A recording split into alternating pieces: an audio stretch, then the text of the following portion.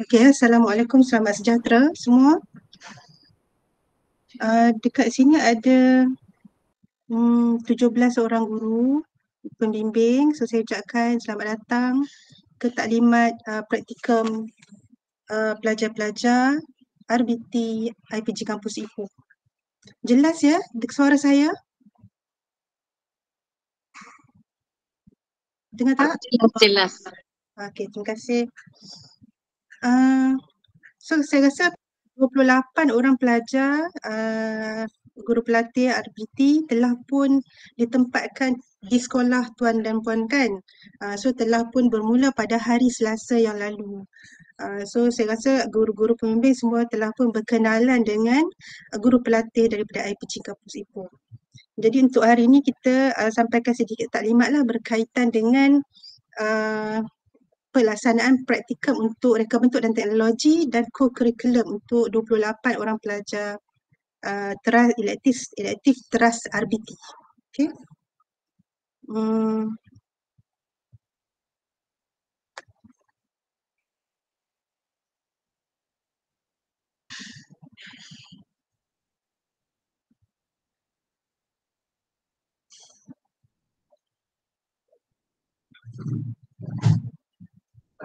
Yang itu aku juga kan nanti.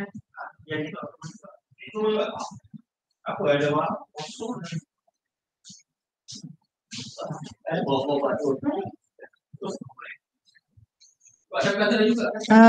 Sekejap ya.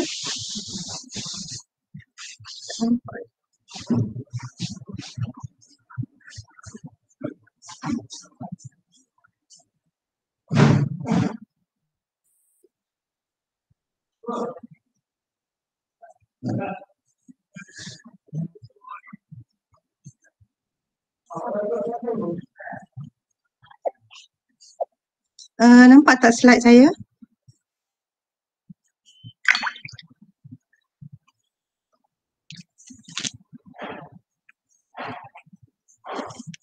Nampak tak slide saya? Tolong respon.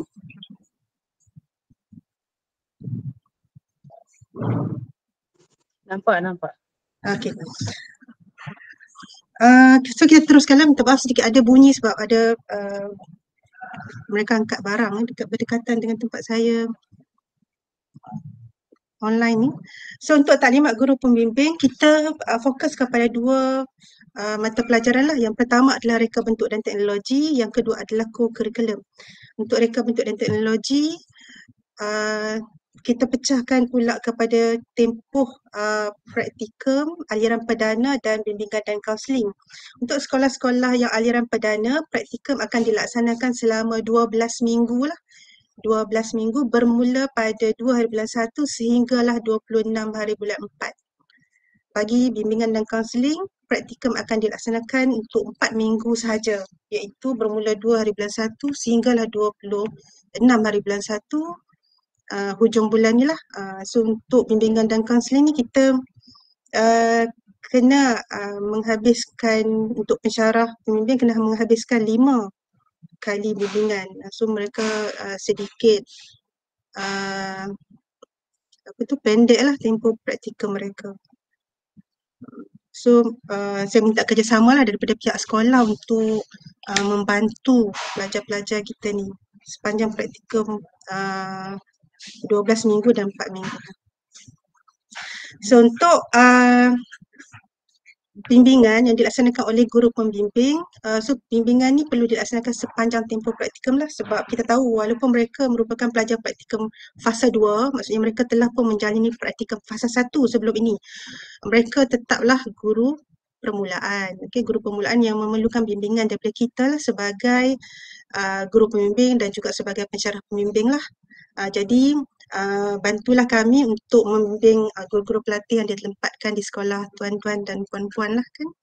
So bimbingan ni merangkumi perancangan kurikulum.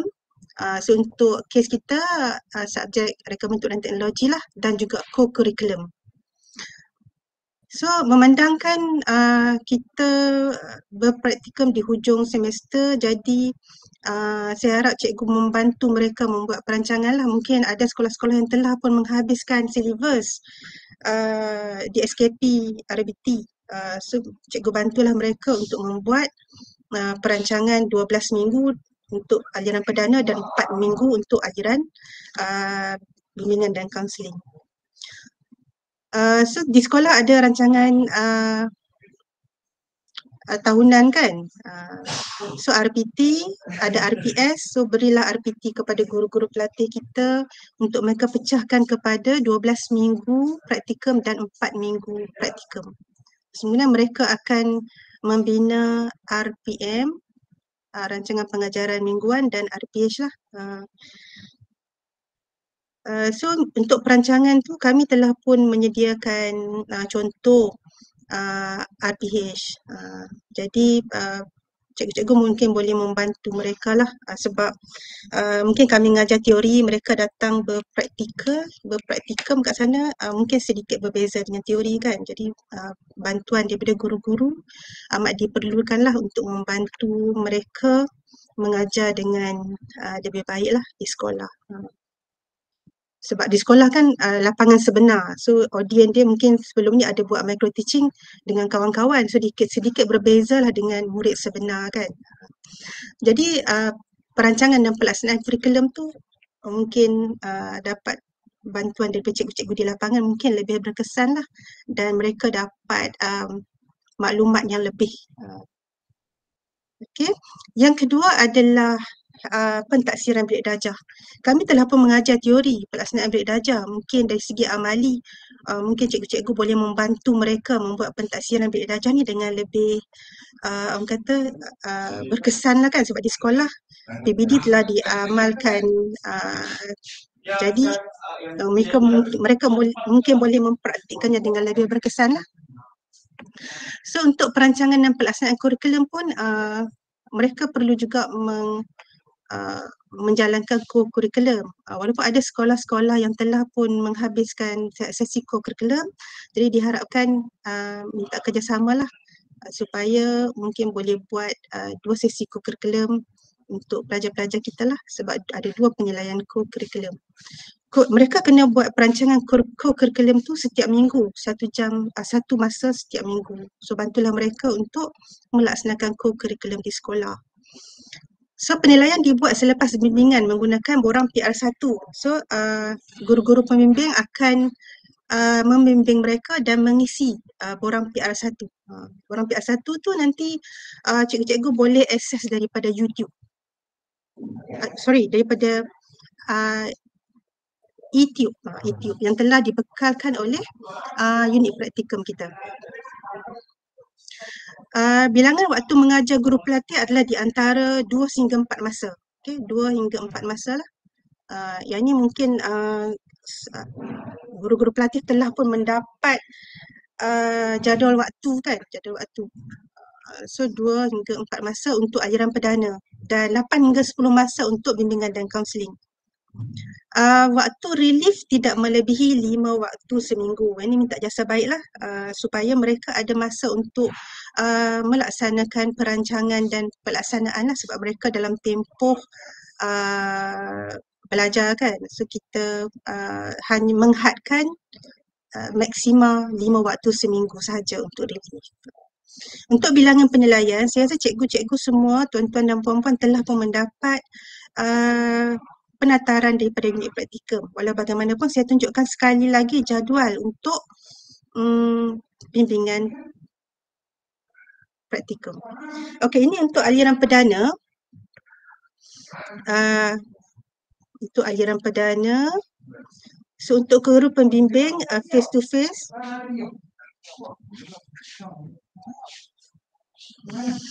Okey, untuk guru pembimbing minggu 1, minggu 4, minggu 6, untuk elektif teras minggu 2, minggu 5, minggu 8. Kemudian ada penyeliaan bersama. Walau bagaimanapun ini adalah cadangan pemetaan yang dibuat oleh unit praktikum. So cikgu boleh susunlah mengikut ke lapangan cikgu. Jangan lari jauh daripada pemetaan yang dibuat oleh unit praktikum ni lah.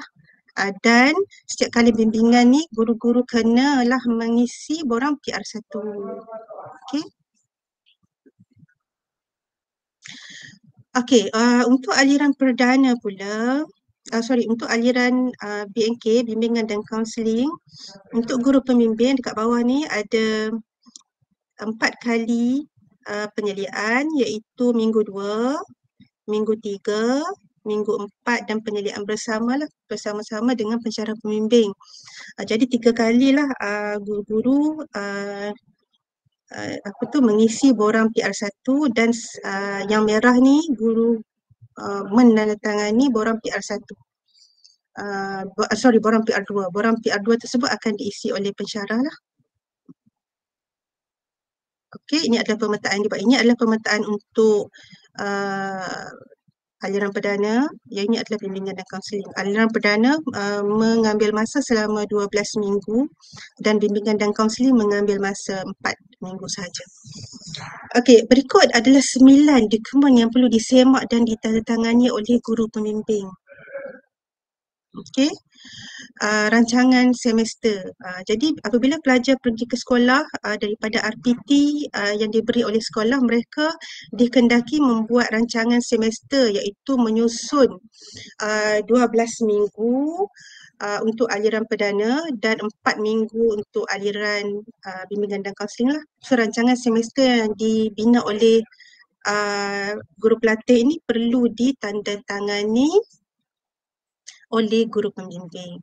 Kemudian RPH. RPH tu guru pembimbing tanda tanganlah bagi setiap kali masuk mengisi PR1, tanda tangan RPH tersebut. Kemudian catatan refleksi PDP. Kan setiap kali guru masuk mengisi PR1, mereka buat catatan refleksi kan.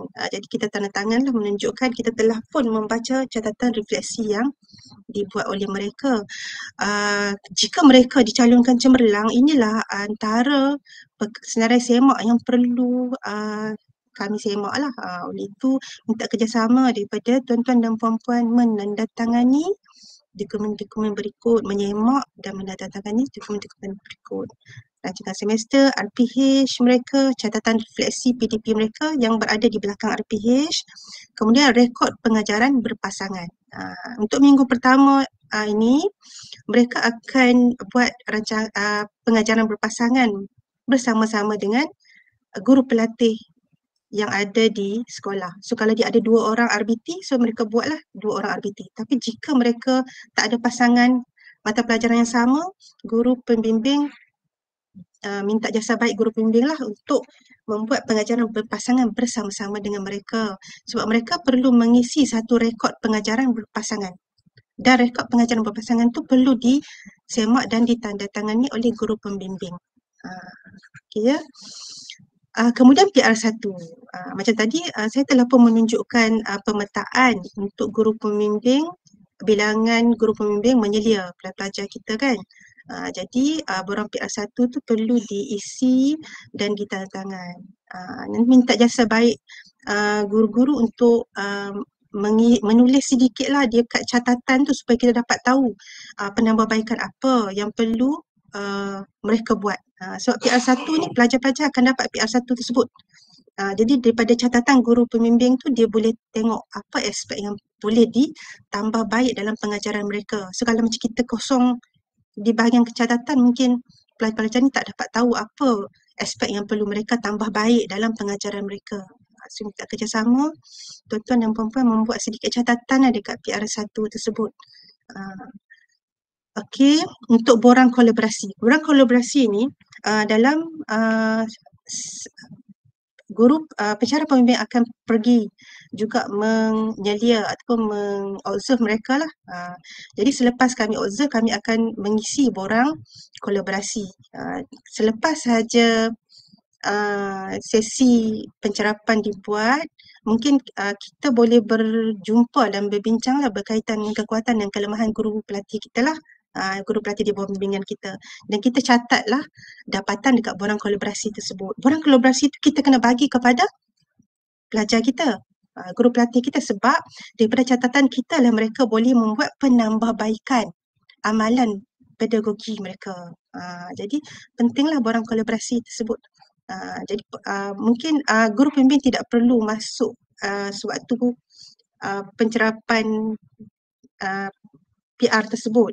Tapi guru pembimbing dan pensyarah pembimbing perlu berbincang tentang kekuatan dan kelemahan dan buat catatan dekat borang kolaborasi. Nanti kita akan buatlah yang ni.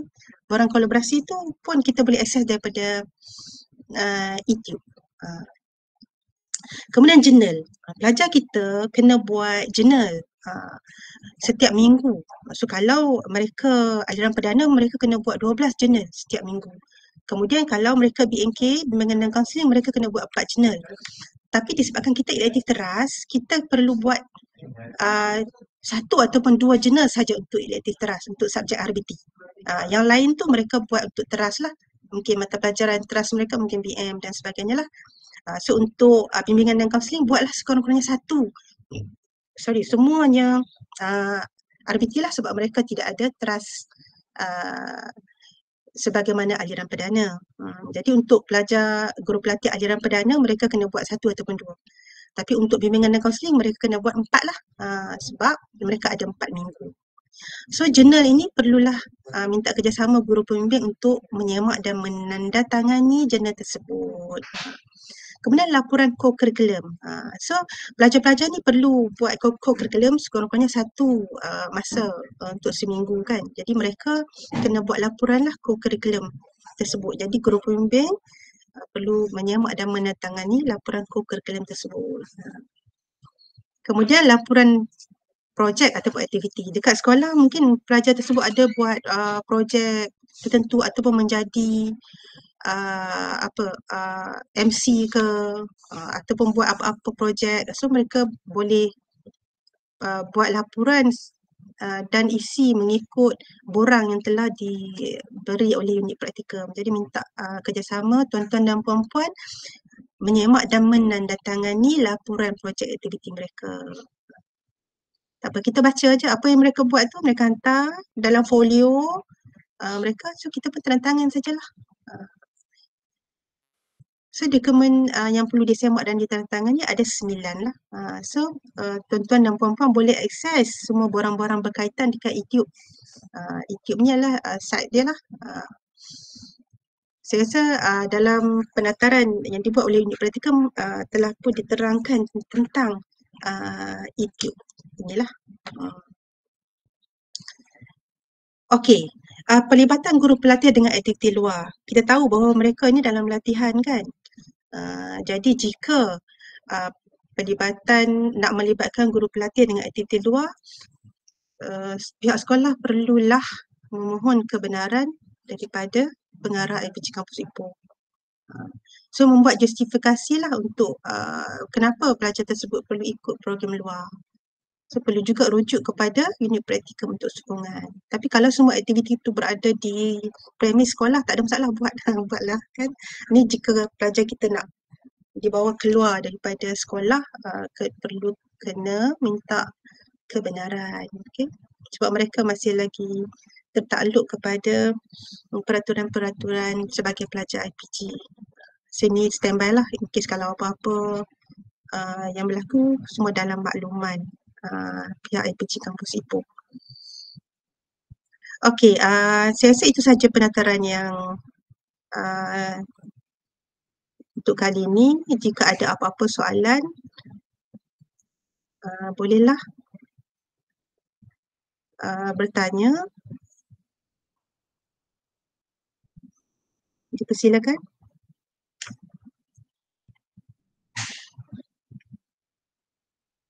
Ada apa-apa soalan tak? Jelas dah faham. Terima kasih Puan. Sama-sama. Satu lagi, untuk pelajar-pelajar di sekolah SJKC dan Tamil, pelajar-pelajar dicadangkan untuk buat dua bahasa bagi setiap kali pensyarah menyelia. Tapi setiap kali guru pembimbing menyelia, tak apa, boleh buat dalam bahasa ibunda masing-masing lah. Itulah jika ada isu lah. So pensyarah menyelia 5 kali, so 5 kali lah dia kena buat 2 bahasa. Yang lain-lain boleh buat dalam bahasa ibunda masing-masing. Ada tak apa-apa isu yang nak ditanya?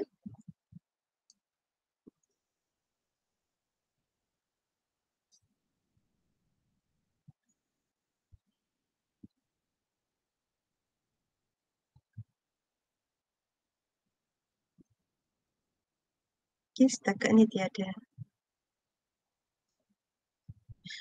Okey, bersama kita ada Puan Rada, pensyarah kita, dan Puan Sasvati. Mungkin ada nak sampaikan apa-apa maklumat berkaitan dengan praktikum kita kepada guru-guru pelatih, guru-guru pembimbing, sorry. Adakah? Selamat petang, Puan Cik Nur Asia. Saya nak tanya, okey, untuk praktikum BNK kan? Okey, selama 4 minggu. Okey. Sekarang ni minggu peperiksaan ke ataupun minggu ulang kaji di sekolah?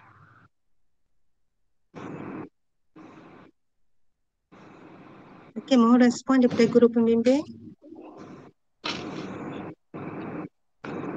Okey, saya dah baca mesej di sini ya. Dia kata 2 minggu ni dah ujian. Boleh tangguh bimbingan ke atau lawatan? Sebab kita diberi untuk bimbingan dan kaunseling bagi elektif 4 minggu. Minggu ni minggu pertama dah selesai kan? Esok dah Jumaat. So tinggal lagi 3 minggu saja. Jadi kita perlu berdatang juga kan? Okey, saya respon ya. Terima kasih Cikgu Izni Atika. Saya respon. Memang di sekolah dah ada UASA kan sekarang. Tempoh praktikum untuk pelajar bimbingan dan kaunseling ada 4 minggu dan minggu ni telah pun selesai 1 minggu. So kita ada 3 minggu. Kita tidak ada tambahan untuk berpraktikum. Kita kena melaksanakan praktikum tersebut di dalam tempoh yang diberi. Jadi minta kerjasamalah guru-guru, mungkin ada tempoh yang berbaki tersebut kita kena menghabiskan praktikum mereka lah. So, Salam sejahtera. Ya, sorry. Cik Asia? Okay. So kita akan melaksanakan penilaian dalam tempoh tersebut lah. Okey, Puan Rada, respon. Ya, salam sejahtera. Terima kasih Cik Nur. Saya cuma nak bagi respon dalam keadaan ini. Saya ingin mungkin bagi pihak pelajar lah, saya mohon jasa baik guru pembimbing untuk membantu pelajar kita, sebabnya memang kengkangan masa dan memang tempoh mereka untuk BNK terutamanya hanya 4 minggu. Jadi minggu ni memang dalam kita punya perancangan pun minggu ni dah sampai Jumaat, sebab jadual pun mereka baru dapat semalam hari ni kan.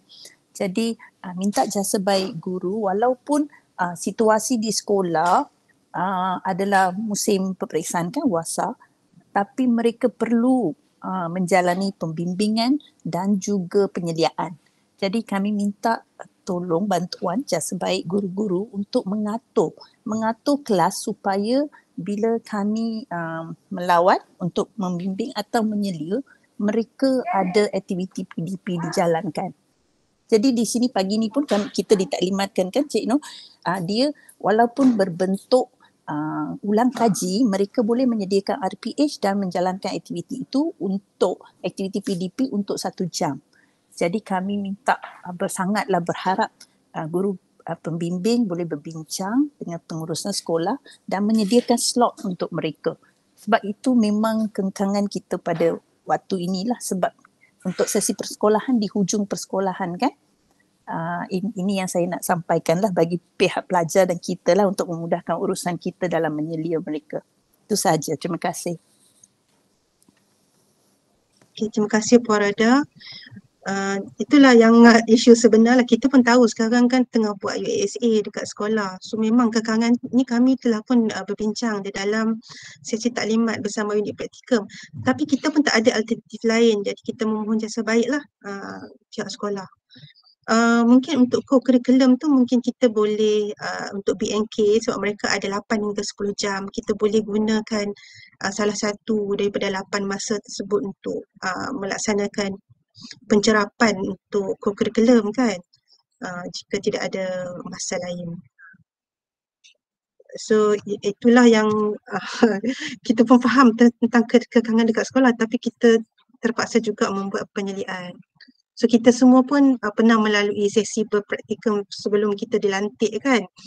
Jadi minta kerjasamalah daripada guru-guru pembimbing untuk memudahkan urusan junior kita lah kan. Sebab bila mereka masuk berkhidmat nanti pun mereka merupakan junior kita lah di dalam KPM. Okay. Ada respon lain tak?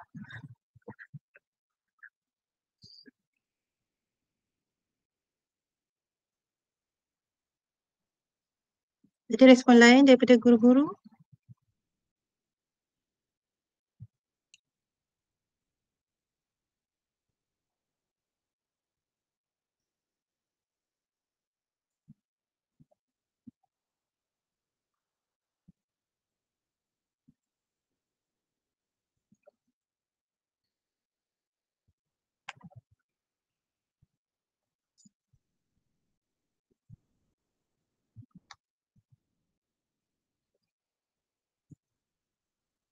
So tak ada respon ke? Tak ada?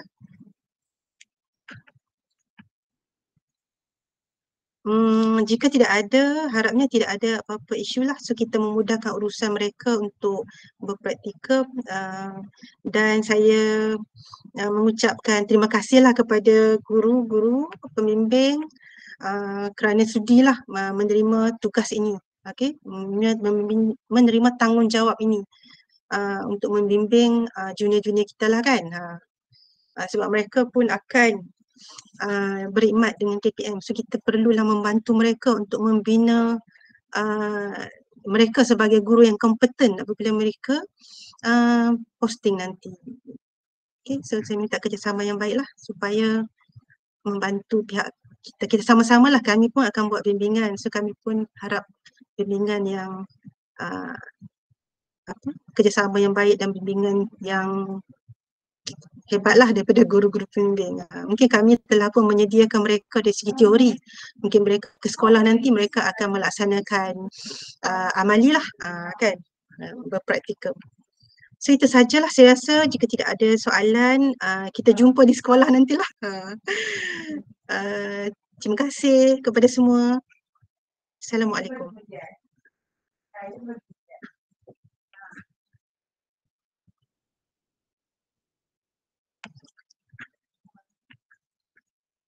Jadi